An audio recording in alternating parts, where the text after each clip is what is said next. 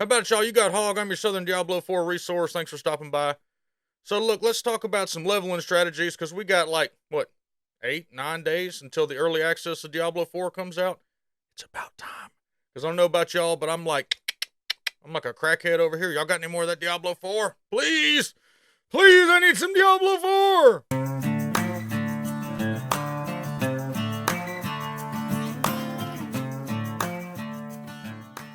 So anyway, let's talk about when the game finally releases, some strategies that you can look at.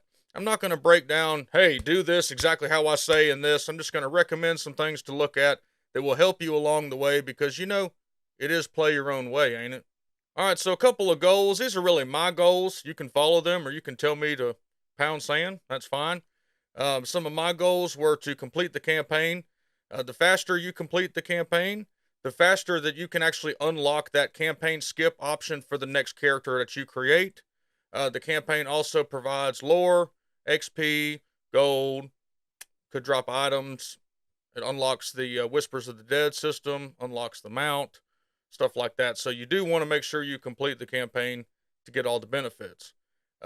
As you're completing the campaign or doing your side quest or whatever it is, make sure that you get as much renown as possible along the way.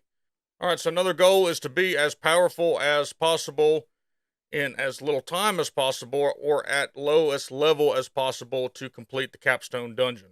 If that makes any sense, if I didn't sound like Boomhauer right there. Basically, it's a level capstone dungeon's a level 50, but it's not cut off to level 50 only. So you could be a level 10 and try to go in there if you think you can do something, right? They have not said it's limited to single only, so you can do it as a group. I've seen multiple sources that say do it as a group, so you're good there. Get in a group, get powerful, try to complete that. The end goal basically, let's access World Tier 3 as soon as possible. Just absolutely as fast as we can get in there. You want to get rid of World Tier 1, World Tier 2, or get out of that difficulty because it's really not what you want to be spending a lot of time in. I highly recommend, okay, and you can tell me to F off. That's fine. If you're a solo player, I totally understand. But just hear me out for a minute. I highly recommend you level in a group, at least for your first tune. Group play adds 10% experience if you kill monsters around your party. So that's a huge buff to your experience right there. Not to mention your buddies can drop items, gold, gems, elixirs, anything that you need. If you're getting poor, if you're not getting good drops, and one of your buddies is really lucky, it's got a leprechaun ass, he can drop some stuff for you, okay? Of course, he can't drop legendaries, but that's about the only thing that he can't drop for you. That really helps out. Not to mention, make sure you drink an elixir, okay? Gives you 5% experience bonus over 30 minutes. You can't stack them and double drink and stuff like that, but just make sure you have one. You keep track of time and drink one every 30 minutes so you get that extra bonus, right? All right, so let's talk about Renown. This is something you're going to be doing along the way. Complete these tasks early on in your leveling journey. They're an easy way to earn extra experience, extra skill points, extra potion charges, and more.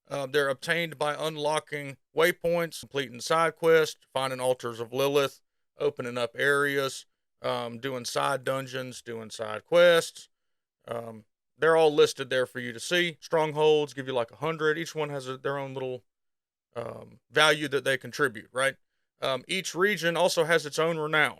So what we're unaware of right now is the renown rewards the same across every region, or is each region got different rewards or whatever? So you can get account-wide bonuses from this also, which like skill points, for example, that will transfer to another tune where you can use that. It'll just help your secondary or your 10th tune, whatever it is, but that will help you go ahead and level him up a little bit faster. Once you get to World Tier 3, it unlocks Obols and Paragon points as part of the last two rewards on the Renown system. So a note here is we don't know exactly if the extra experience that you get from the Renown system is going to be a multiplier or a slow experience over time that you gain, or just an immediate set value of here's your experience. So I've seen the table online. A guy in my community also shared it, said, hey, plus 200, plus 800 for these levels.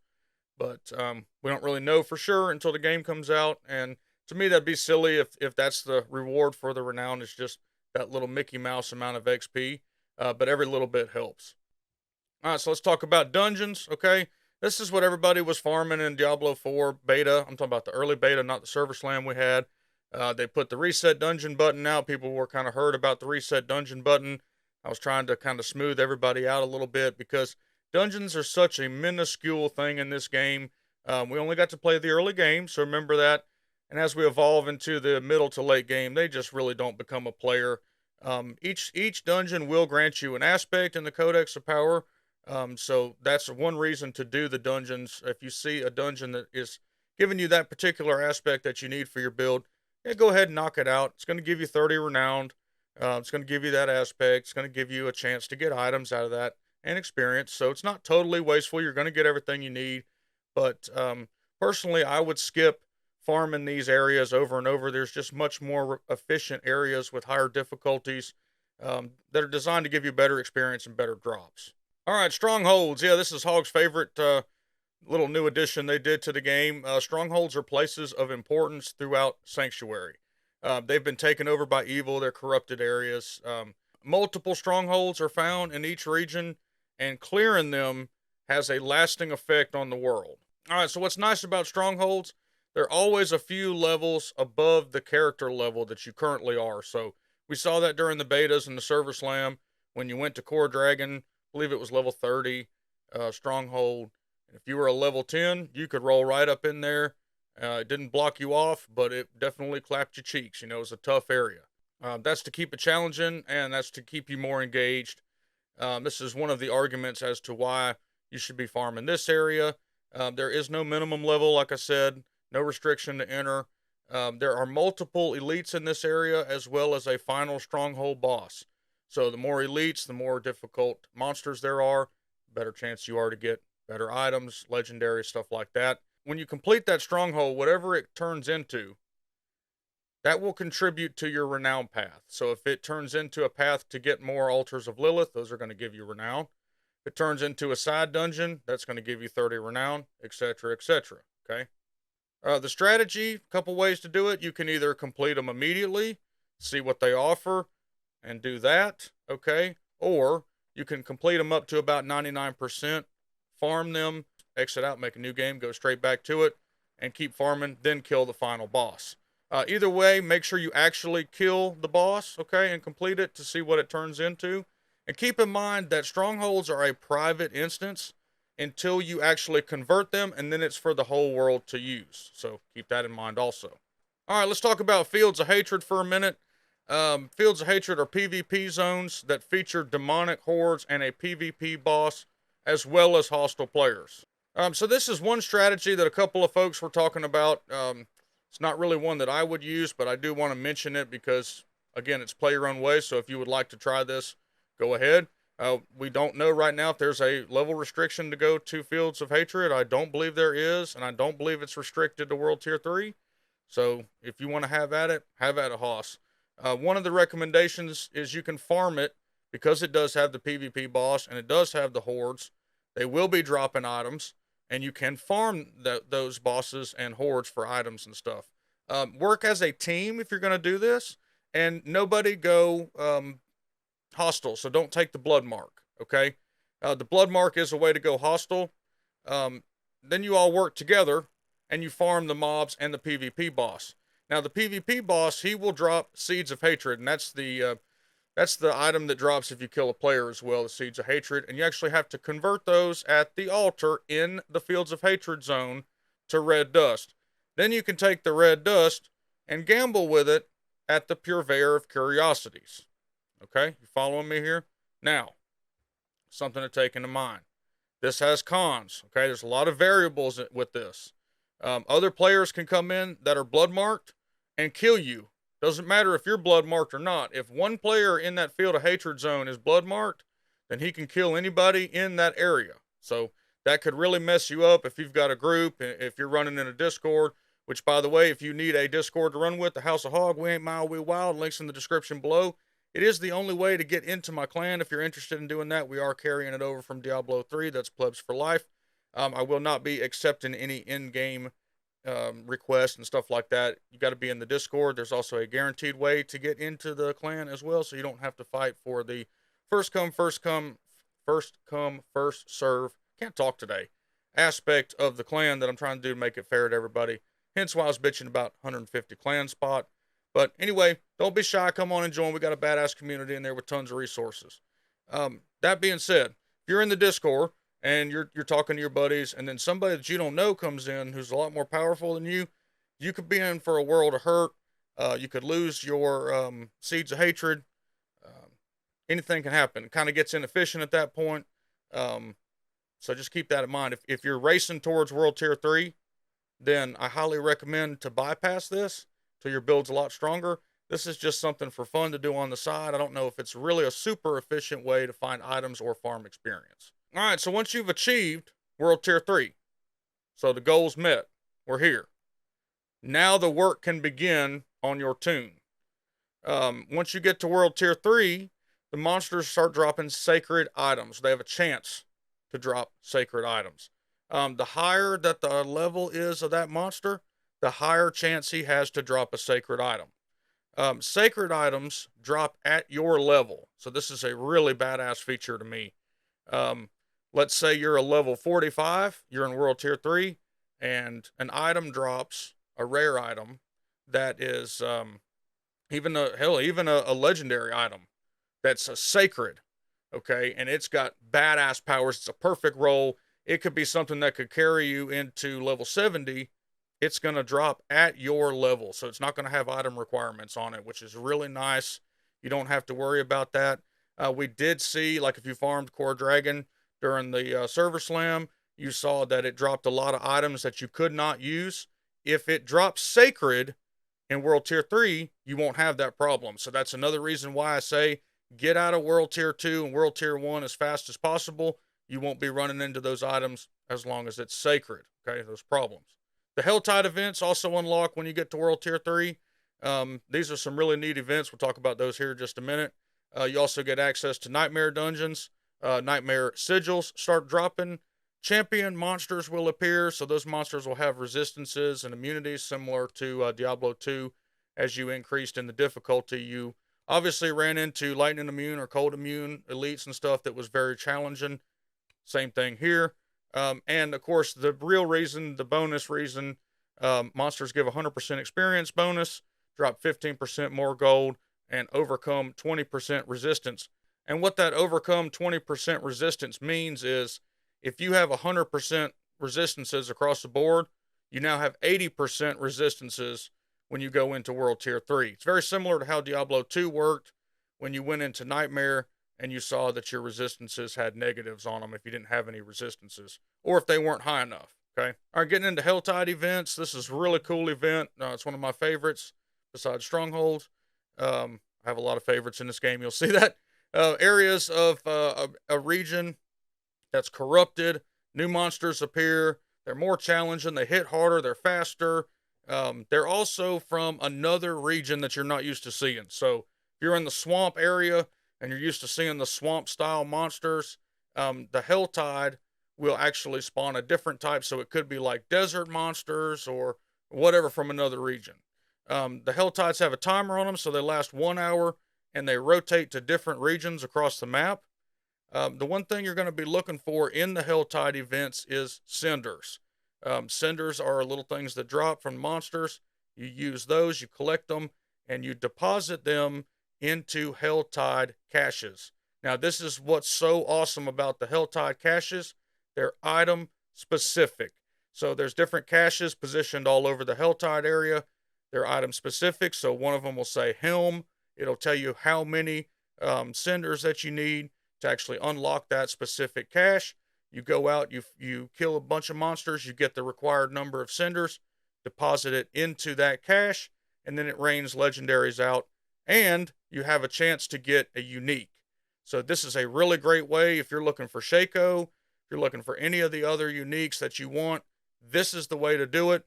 Farm these Helltides. You can actually narrow yourself down to single item slots, and that is really game changing for me at least. No longer will you have to just run and hope that this person drops whatever. It could be random generated or whatever. This, at least you have a targeted armor class that you're looking for, and it kind of just, I don't know, it's still carrot on a stick, but it makes you feel better about yourself, right? Now, something to note about cinders. If you die, you will lose some, up to 50% of what you're holding. So you got to use tactics, be skillful, dance around, don't get killed, don't turn into Rambo. Don't run in there all crazy. Use a group, run around, take it easy. Take it easy. And make sure you don't lose all these. So let's say one of these caches is 1,000 of these cinders, and you get killed, you're going to lose half of them. Also remember, like I said earlier, there's a timer. You have to deposit all of your cinders into a cache by the time the timer ends, or they gone. So you can't carry over a bunch of cinders that you got in one Helltide and go to another Helltide event and spend them. Doesn't work like that. It's a one-time use only, so make sure that you're not messing up. It's going to require some strategy, but that's what makes it fun. To me, this is the best farming opportunity in the game. The item-specific caches are just amazing. There's no more random target farming, praying to the RNG gods, hoping that you find what you need. You can at least have a path of focus that you're going down for whatever it is that you need.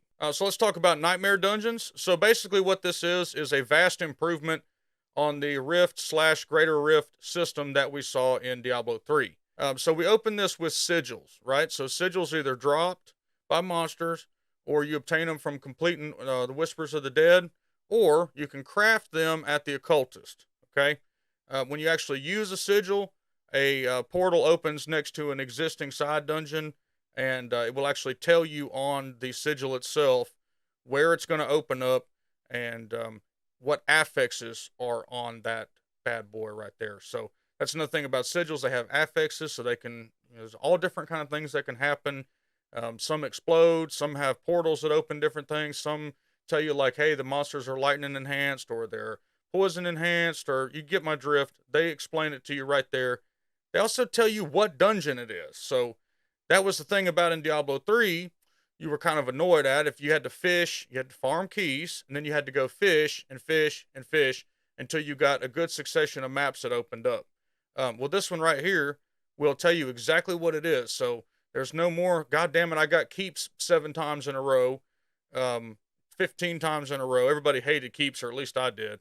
That was an immediate, nope, get out of here, okay? But with the sigils, you'll be able to see immediately what it is. Now, the more that you level up, the more affixes that the dungeons can have unlock, as well as it does have a revive. So like the maximum amount of times you can revive limit on it, and I believe those start going down. So you'll see some that have 12, and then some that have 4 as the item or the sigil level goes up. So the real main reason why we're doing the Nightmare Dungeons is once you're done, you upgrade your glyphs. So it's very similar to, like I said a minute ago, very similar to doing a Greater Rift in Diablo 3. You got done, you had your legendary gem, you saw Urshi, you went and clicked on her, and she said, "Do you have a gem? I have a gem. Gem-Marie." So you clicked on her, you upgraded your stuff, whatever. Very similar in this instance, you're going to be upgrading your glyph. And the developers were saying that these powers that the glyphs, especially the rare ones, give you can be more powerful than legendary ones. So something that you're really going to want to focus on, and you're really going to want to upgrade. Another nice thing is you can salvage these sigils that you find. If you just absolutely hate the affixes that rolled, or the revive count, or whatever it may be, the actual dungeon that it is, you can salvage it. You don't have to spend it to see what it is and throw it away like you did in Diablo 3. You can go straight, salvage it, and get the crafting materials you need to make your own. You can actually salvage 4 of them and get the materials you need to create one custom sigil. That's what they're saying. The ratio is about 4 to 1.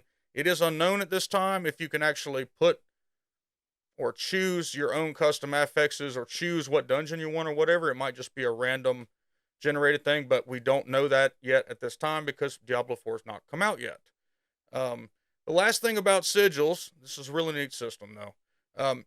While your character is maxed at 100 and the sigils that drop are based on your character level, sigils can go up to level 150. So that's something that's really interesting. We don't have to be cut off at 100. We go all the way to 150, just like in Diablo 3. and they said at 150, it's really going to put you to the test. You have to be min-maxed, built. I mean, that's going to be the hardest thing in the game to do. So that's going to be kind of our in-game look towards completing a 150 Nightmare Dungeon. All right, so just to summarize all my blabbing here, just kind of a streamlined strategy. You want to knock out your prologue as soon as possible. That's very easy. Everyone's going to say, why'd you even put that in there? Well, just because it's the exact same regardless. It's the same path, it's the same everything, so just knock out the cutscenes, go straight to the Hermit's house, knock out those cutscenes, go straight to Kovashad, do your little errands you got to do, just knock that out as soon as possible so you can enable group play. Again, highly recommend you play with a group. If you're solo and hell-bent bound on that, I respect that. That's totally fine. The game is play your own way. I'm not telling you what to do. I just recommend that, okay? You're going to get the XP bonus. You're going to knock the campaign out as fast as you can with the group, unlock your mount, unlock the Whispers of the Dead. Complete Renown, okay, get your extra potion slots, get your extra skills, get more gold, and the experience bonus. Now, as you open the world up, you're going to complete whatever dungeons that you find along the way that are going to contribute to your build. So after you get out of Fracture Peaks and you go somewhere else, and you see that there's an aspect that you really were looking for and you ain't found it yet, go ahead and knock that dungeon out. It's going to give you 30 renown. It's going to give you the aspect. It's going to give you more item drops, experience. I would not specifically focus on farming those dungeons, though. I would just get the aspects that you need as you open them up and continue on. If you're looking to farm or you're looking for an area to get experience, do it with a stronghold. So farm and complete strongholds. Don't waste too much time on World Tier 1, World Tier 2 items. Don't waste too much resources, gold, stuff like that, okay? Save your resources for World Tier 3. You're not going to spend a whole lot of time on level 1 to 30, right? It's just not going to be that way. It did not take us very long in the beta to level up from 1 to 20, especially in a group, maybe an hour and a half. So think about that. It might take you 4 hours to be able to do a capstone dungeon. We just don't know yet, so don't spend all your money in one place, I guess is what I'm trying to say, if you understand. Complete the capstone dungeon as soon as you feel strong enough, or at least attempt it to get a taste of what you need to work on, and obtain World Tier 3 as soon as possible. Once you obtain World Tier 3, farm Helltides, Tree of Whispers stuff. Those are just bounties that give you more items and more crafting materials and stuff, and the Nightmare Dungeons. You want the items, you want the upgrade in the glyphs, you want the unlock Paragon board stuff, you want all of that stuff once you get to that tier. All right, so big one, I just want everyone to remember, I got to remind y'all, gambling will not drop a unique, okay? So don't be spending your orbits trying to get uniques. You're not going to get uniques. They can't drop from the Purveyor of Curiosities. So that's where the Helltide comes in. That's where your unique, that's where your uniques, Lord have mercy, are going to come from. The Helltide events, okay? And the big thing, y'all, have fun. Play your way. That's the game. There's multiple ways to do it. You don't have to follow anything I say. You can follow it to the letter if you want to. But the whole point of Diablo 4 and their whole philosophy is play the way you want to play. Do the builds you want to do, whatever, right? I will say, please enjoy the game. If you feel like you're not having fun because it's too hard or something, just relax. Do something different. Enjoy the game. It really is a lot of fun. If you haven't played it yet, you're in for a great surprise. I will be streaming on Twitch and on YouTube, as always, when the game launches. If you need a clan to run with, like I said earlier, go ahead and join the Discord below. And about 63% of y'all that watch my channel are not subscribed. So that tells me you like my content. You're still watching it. So just do me a favor. If you like it, if you still watch it all the time, there's a lot of y'all that like to comment and stuff. It don't hurt to hit subscribe. No one's going to look at you any different. Just hit like and subscribe for me. It really helps the channel grow and helps me continue putting out high quality content for y'all. But hey, I appreciate y'all choosing to watch Hawg. We'll see you next time.